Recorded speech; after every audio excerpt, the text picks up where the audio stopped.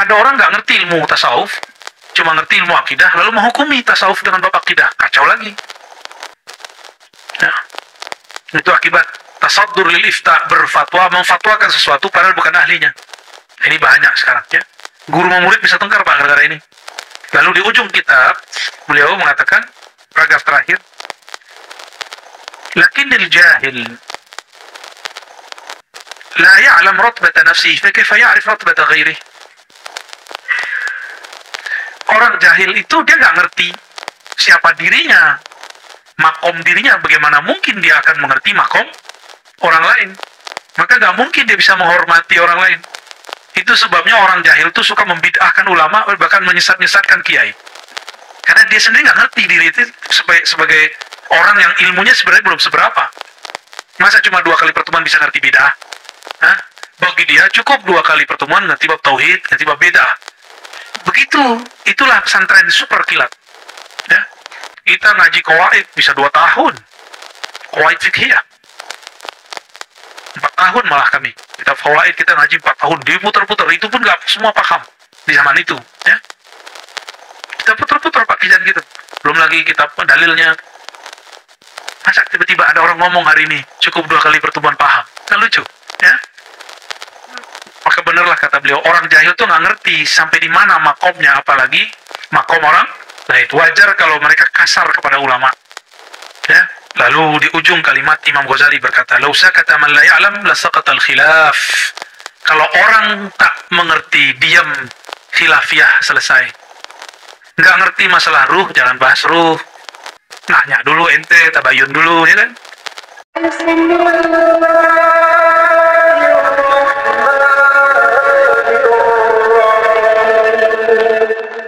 Maka Sayyidina Abdullah Mas'ud mengatakan, Ibn Mas'ud, innakum fi zaman kathirun fuqaha'u qalilun khutaba'u. Kamu sekarang di zaman ahli fikihnya. Oh, ini ada.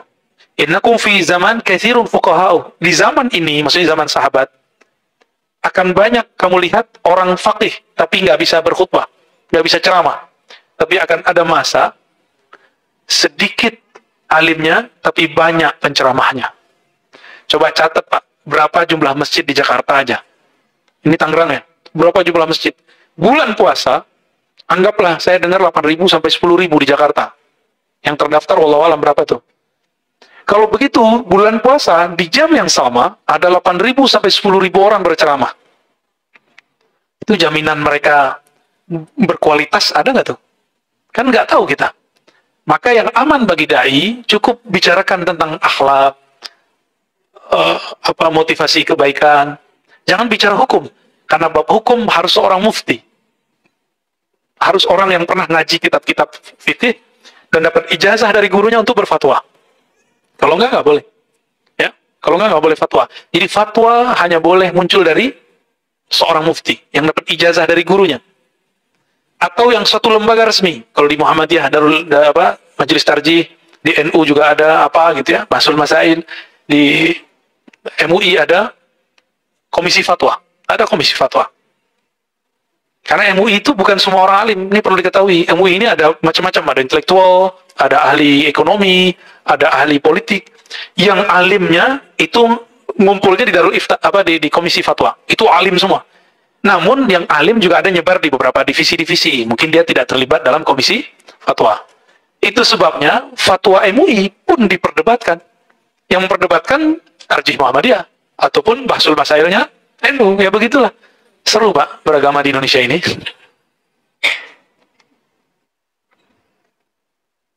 Intinya beliau mengatakan bahwa at-tasaddur lil ifta di halaman berikutnya, wan niqash ilmi yakunu li ahli takhassus. Yang boleh, yang diperkenankan berfatwa, berdebat hanya orang berilmu.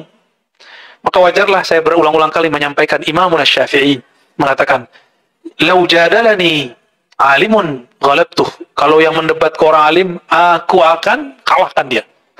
"Lau jadalani jahilun ghalabani." Kalau yang mendebat aku seorang yang jahil, aku nyerah deh, ente aja yang benar. Karena kalimatnya pokoknya. Begitu kan? Kullu bid'atin dhalah. Titik. Nggak ada penjelasan. Di dalam Al-Quran, ayat sekian, nomor sekian, pokoknya ini tidak boleh. Saya mendebat, masih ingat nggak? Saya cerita, Pak. Orang mengharamkan rokok, saya nggak ngerokok. Tapi kalau dibilang rokok haram, ini masalah. Mengharamkan yang tidak diharamkan Allah, berarti berbohong atas nama Allah. Itu nggak boleh juga.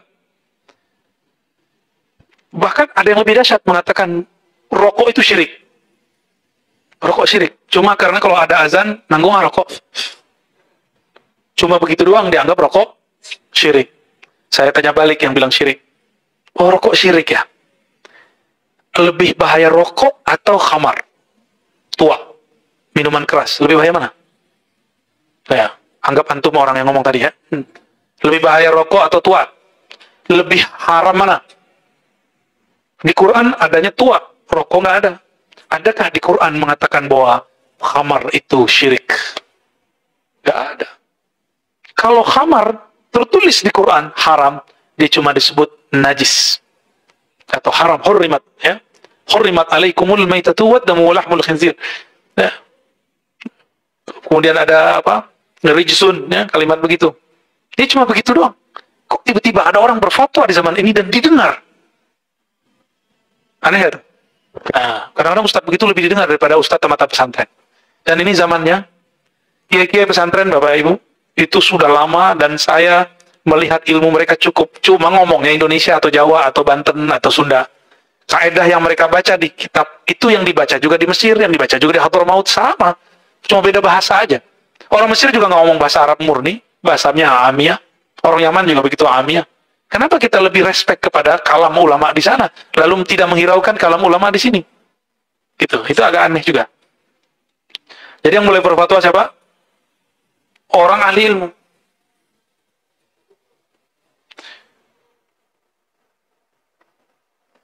Jadi kalau kita ini berfatwa sebelum saatnya, sama dengan memetik sebelum buahnya sempurna. Nah, hindari itu. Jadi Bapak di sini misalnya Ustadz nggak ada, harus naik jadi khotib, bicara tentang akhlak aja cukup. Jangan bicara hukum. Ya. Yang paling lucu kan begitu, mau Ramadan, bingung nih 11 rakaat atau 20 rakaat. Ya. Ya mah. Pilih mana? 11 atau 20? Jamaah kan pemalas. Saya tahu kok ya. Ya, saya udah tua, Tat. Ya, 11 aja. Iya nggak? Betul nggak? Kok yang ditanya jamaah, bukan ditanya ulama? Kalau bab begini, nanyanya ke siapa? Ulama dong. Coba antum cari, ada nggak tarawih 11? Hadis tarawih 11 itu keliru. Itu hadis sholat witir. Hadis sholat witir. Coba cek semua. Riwayat tentang 11 rakaat itu sholat witir karena dilakukan di bulan Ramadan dan di luar bulan Ramadan. Tapi nggak sanggup 20 juga nggak apa-apa. Nggak sholat tarawih juga nggak apa-apa kok. Kenapa repot? Tapi ada orang yang tidak berilmu mengatakan lebih dari 11 bid'ah. Ini kan otak dia yang bid'ah ya. Kalau cukup mengatakan, saya memilih pandangan 11, selesai. Nggak usah bid'ahkan orang. Itu cukup. Adab berikhtilaf begitu. Mereka nggak menggunakan adab ikhtilaf. Nah, apalagi persoalan berikutnya, salah satu yang muncul dari manhaj kelompok ini, kalau berbeda maka akan menghujat yang berbeda. Nah, imam yang mereka klaim sebagai ahli hadis itu menghujat Imam Suyuti, menghina Ibnu Hajar, meremehkan Imam Fulan itu udah biasa. Hatta Imam Syafi'i diremehkan. Yatajahallu Syafi'i pro-pro bego katanya. Tuh, imamnya itu ngomong gitu. Itu jadi biasa. Jadi kalau beda, dikat-katain. Satu kali berbedalah dia dengan Syekh Omari. Saling hujat menghujat. Hanya nggak muncul kata kafir aja. Nah, Indonesia jangan coba ambil adab-adab begitu, itu adab jelek. Ya, negeri kita nggak dibentuk dengan adab-adab begitu. Berbeda-beda aja. Ya. Ada orang nggak ngerti ilmu tasawuf, cuma ngerti ilmu akidah, lalu menghukumi tasawuf dengan bab akidah. Kacau lagi. Ya. Itu akibat tasaddur lil ifta, berfatwa, memfatwakan sesuatu padahal bukan ahlinya. Ini banyak sekarang ya. Guru sama murid bisa tengkar Pak gara-gara ini. Nah, lalu di ujung kitab, beliau mengatakan, 3 paragraf terakhir, lakinnil jahil la ya'lam ratbata nafsihi, fa kaifa ya'rif ratbata ghairihi. Orang jahil itu dia nggak ngerti siapa dirinya, makom dirinya, bagaimana mungkin dia akan mengerti makom orang lain. Maka nggak mungkin dia bisa menghormati orang lain. Itu sebabnya orang jahil itu suka membid'ahkan ulama, bahkan menyesat-nyesatkan kiai. Karena dia sendiri nggak ngerti diri itu sebagai orang yang ilmunya sebenarnya belum seberapa. Masa cuma 2 kali pertemuan bisa ngerti bid'ah? Hah? Bagi dia cukup 2 kali pertemuan ngerti bab tauhid, ngerti bab bid'ah. Begitu, itulah pesantren di super kilat. Ya, kita ngaji qawaid bisa 2 tahun, qawaid fiqhiyah 4 tahun malah kami. Kita fawaid kita ngaji 4 tahun, diputer-puter, itu pun nggak semua paham di zaman itu. Ya, kita puter-puter pakai jalan gitu. Belum lagi kitab dalilnya. Masa tiba-tiba ada orang ngomong hari ini cukup 2 kali pertemuan paham? Kan lucu, ya?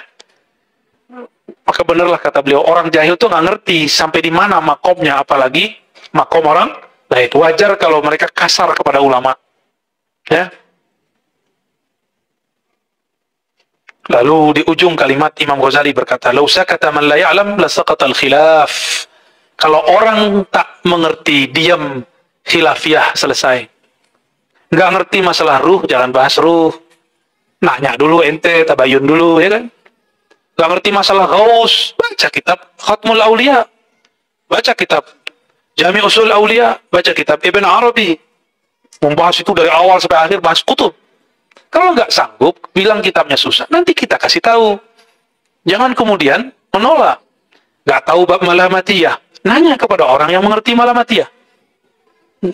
Oh, semua yang melanggar syariat, maka kalau begitu, Nabi Khidir kafir dong. Ya kan?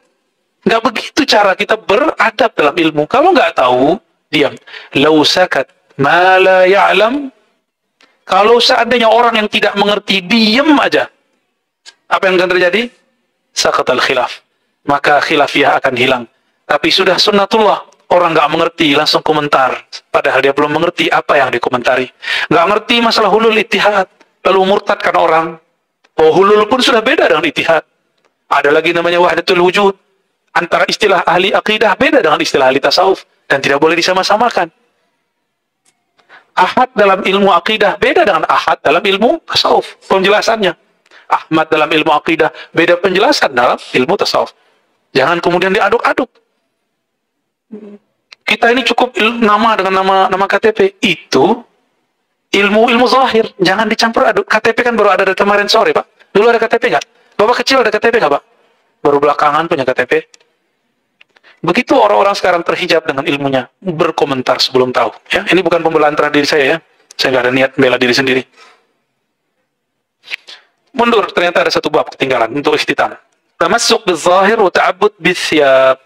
Kelompok ini, kelompok yang disebut mutasyaddid, ekstrim menurut Imam Syekh Ali Jum'ah, berpegang teguh dengan yang zahir-zahir saja.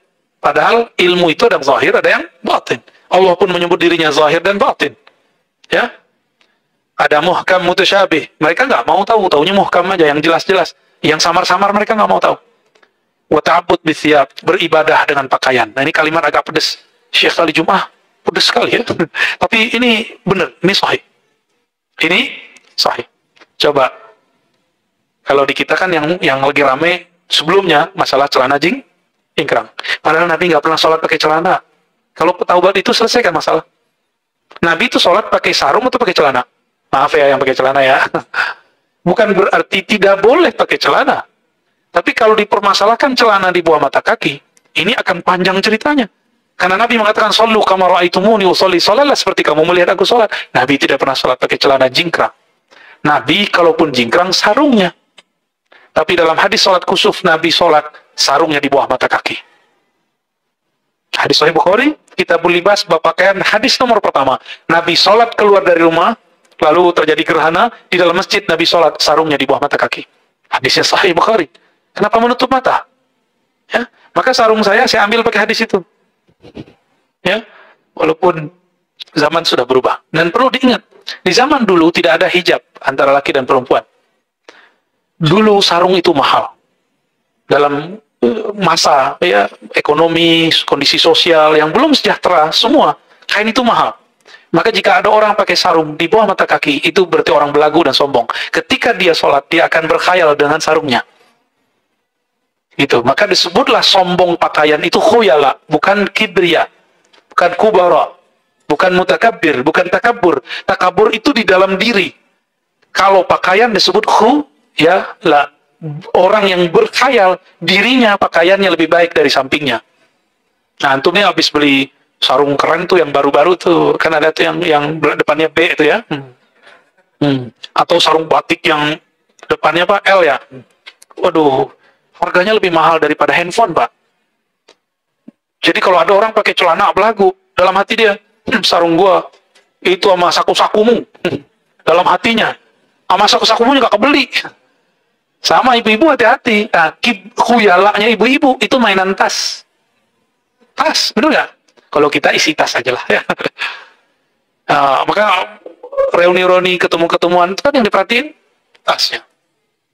Kalau cowok-cowok, nah itu cincin, jam, ya, ya bener ya. Jamnya harus yang begini, begitu kan nyiksa diri tuh Pak. Ya, tapi kalau bagus juga senang juga kita Pak. Baik. Jadi kita ini jangan terlalu memaksakan diri harus begini, begitu, itu nyiksa diri. Ya. Nah, apa kata beliau? Kelompok ini menjadikan simbol pakaian sebagai alat ibadah. Bahkan ta'abbud bithyab, ibadah itu dengan pakaian. Termasuk dia menyebutkan kata nikob. Nah ini jangan salah paham. Syekh Ali Jum'ah tidak pernah anti dengan nikob. Sebagaimana kawan-kawannya. Tapi beliau menyarankan karena kondisi saat itu di Al-Azhar itu perempuan nggak boleh pakai nikob. Tapi guru saya, Syekh Taufik Al-Buti, anaknya semuanya pakai nikob. Ini kan perbedaan fikih. Perbedaan fikih. Dia pakai nikob tuh karena wajahnya menarik loh, tutup aja lah ya. Daripada pelototin orang terus ya. Namun perempuan-perempuan Indonesia cantiknya juga nggak tahu deh ya. Cantik bener nggak? Oh, biasa aja. Nggak tahu ya. Aneh nggak tahu juga deh. Pakai nikob, apakah perlu? Nah, berdebatlah. Nah, ini lucu, ada salah satu senior kita di kampus, Dr. Faizah. S1, S2, S3 tafsir hadis di Al-Azhar. Perempuan pertama yang selesai doktor di Mesir untuk tafsir. Dari Asia Tenggara. Indonesia khususnya. Orang Betawi. Dr. Faizah Shiprobalisi, anak ulama besar. Beliau ini sangat azhariyah. Azhari, orang Azhar nggak pakai cadar. Jika ada mahasiswi pakai cadar disuruh buka. Buka no. Nggak cantik juga, gituin. Ya, beliau agak tegas gitu ya.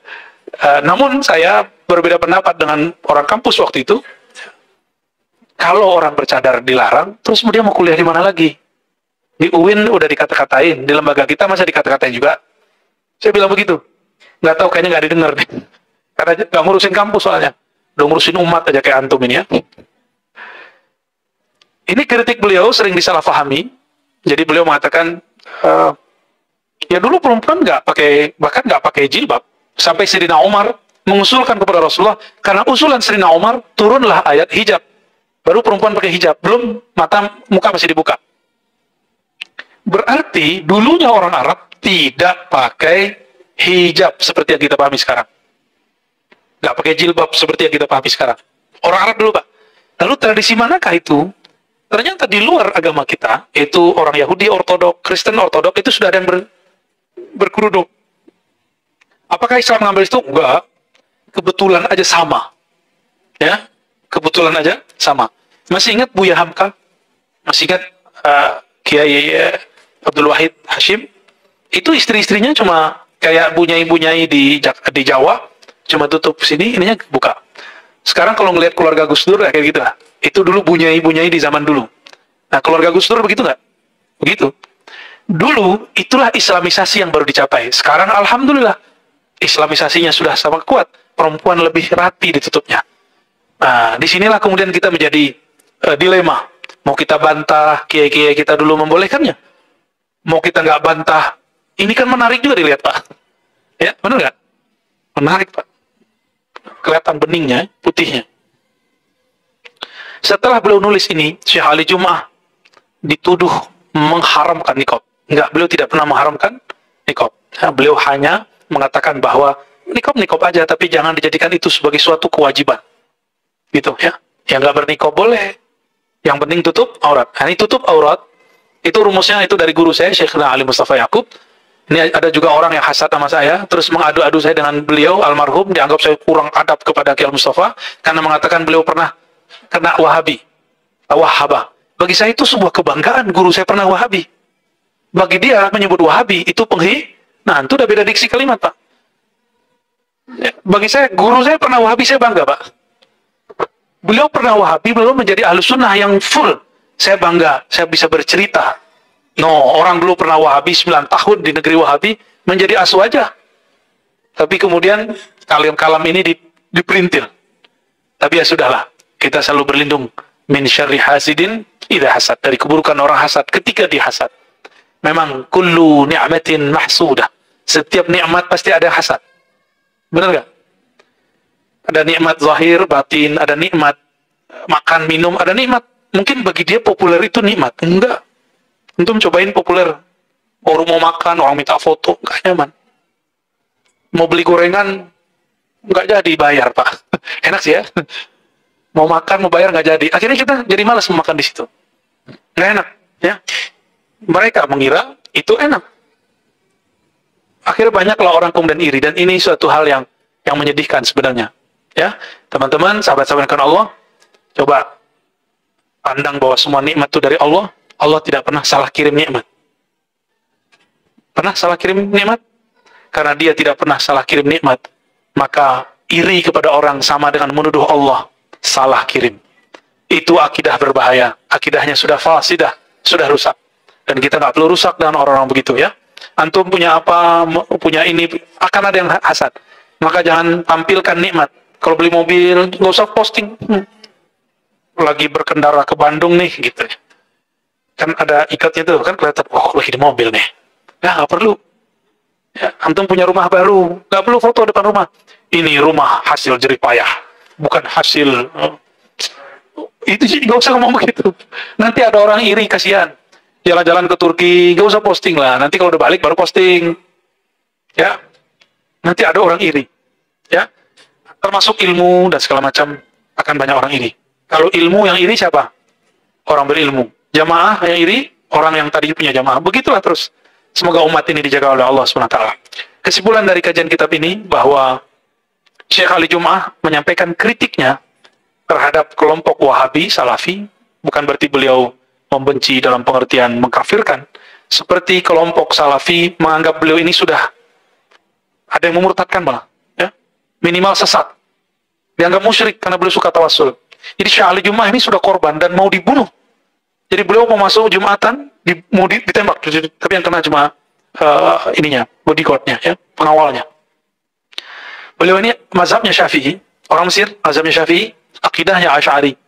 Karena beliau bermazhab bersyafi'i, berakidah Asy'ari, Asy'ariyah bagi kelompok Salafi, sesat bukan? Sesat. Jadi kita mau berdampingan hidup, toleransi, agak sulit. Maka kita berharap teman-teman Salafi, coba cukup katakan kepada Asy'ari, kita berbeda. Gak usah bilang sesat, gak usah bilang bid'ah, pasti ente diterima. Cukup katakan saya nggak ikut yasinan, gak usah bilang bid'ah, yasinan. Sama, antum juga begitu. Ya, jangan cari lawan mulu. Ya, itu cukuplah masa lalu kita. Masa lalu kita dulu yang suka bentrok, suka masalahin orang. Kalau kita kemudian ikut kelas, apa bedanya kita dan mereka? Maka teman-teman, walaupun semua kalamnya tidak sempat saya baca, tapi inti-intinya kita sudah dapat, ya. Dan di situ ada 17 persoalan yang beliau sampaikan, dan itu bisa dibagi. Ada persoalan akidah, ada persoalan ibadah, tasawuf belum, tapi lebih kepada adab seorang mufti, ya. Sangat bagus sekali, saya sangat rekomendasikan, silakan dibaca buku ini, ya. Ini nggak pernah minta di-endorse, Pak, tapi saya terima kasih kepada orang yang nyetak ini. Jazakumullah khairan katsiran. Semoga tambah banyak karya-karya ulama yang berkualitas diterjemahkan. Ya, doakan saya juga bisa menulis secepatnya. Maka harus mengurangi jadwal, Pak. Insya Allah. Mohon maaf atas di-cancelnya beberapa kali jadwal. Semoga ke depan masih sempat, tapi saya nggak janji. Nanti kalau kosong kita kontak-kontakan aja, ya. Kita cari kitab apa, ya. Tapi ke depan saya menyarankan, kalau ada kitab sejenis ini, bisa dikaji ke salah satu sahabat saya, Buya Zul Asfi. Itu jago baca kitab Wahabinya. Sangat-sangat jago. Mungkin dia lebih detail dari saya malahan. Karena kerjaannya sering di situ. Ya. Semoga Allah merahmati kita semua. Mari kita tutup dengan doa. Astaghfirullahaladzim, astaghfirullahaladzim, alazim. Bismillahirrahmanirrahim. Alhamdulillahirabbil alamin wassalatu wassalamu ala sayyidil awwalin sayyidil akhirin nabiyina Muhammad wa ala alihi wa ashabihi ajma'in. Allahumma ya muqallibal qulub ya musarrifal qulub, wahai yang membolak-balik hati, sabit qulubana ala dinika wa ta'atik. Tetapkan hati kami dalam ridhamu, dalam taat kepadamu, dan wafatkan kami dalam iman, Islam, ihsan. Ya Allah, ya Ghafar, ya Ghafur, ighfirlana dzunubana wa liwalidina. Ya Allah, ampuni dosa kami, dosa kedua orang tua kami, dosa pengurus masjid, dosa yang membangun masjid, dosa orang yang sholat di masjid ini, dosa orang yang ta'lim di masjid ini, dosa orang yang singgah di masjid ini, dosa orang-orang yang telah berjasa di masjid ini, dosa orang-orang yang telah berjasa dalam ilmu kami. Maafkan adab kami jika kurang beradab kepada mereka. Berikan kelapangan hati kepada kami dan mereka. Allahumma afu anna wa afu anhum. Allahumma aslih ummata Sayyidina Muhammad. Allahumma ansur ummata Sayyidina Muhammad. Allahumma ajbur ummata Sayyidina Muhammad. Allahumma arham ummata Sayyidina Muhammad. Ya Allah, rahmati umat ini. Umat akhir zaman. Umat yang dikatakan baginda Rasul yang paling banyak mendapatkan cobaan. Ya Allah, berikan kepada kami ketulusan dan keikhlasan. Ya Rabb, ya Nur, ya Nur, ya Allah yang maha memiliki cahaya, sumber cahaya. Qalbu kami dipenuhi dengan kegelapan jahil, kegelapan dosa. Fanawwir qulubana ya Rabbil ilmi wal amali. Maka terangi qalbu kami ya Allah dengan ilmu dan amal. Birahmatika ya arhamar rahimin. Rabbana atina fid dunya hasanah wa fil akhirati hasanah wa qina adzabannar. Walhamdulillahi rabbil alamin.